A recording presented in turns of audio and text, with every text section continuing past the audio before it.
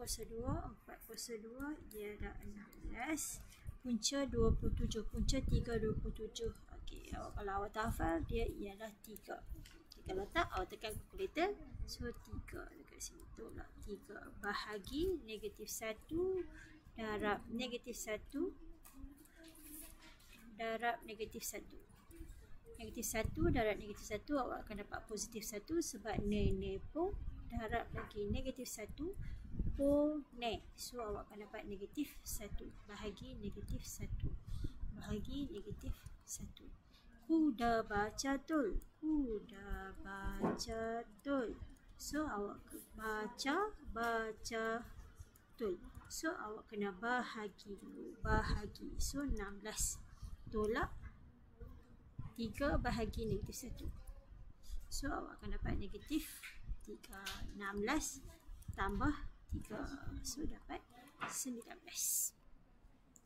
Seterusnya balang penyukat ni dia ada 300 cm.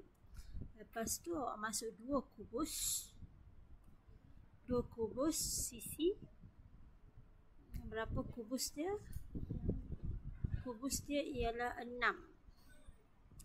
So isi padu volume untuk kubus ataupun cube ialah 3 kali 3 kali 3, iaitu 1216, iaitu 6 kuasa 3.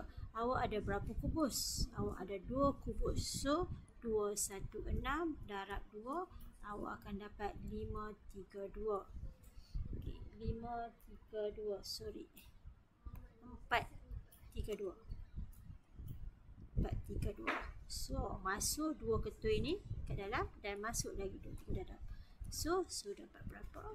Air akan bertambah, isi padu akan bertambah, bacaan akan berubah. So 232 tambah 300 dapat 732.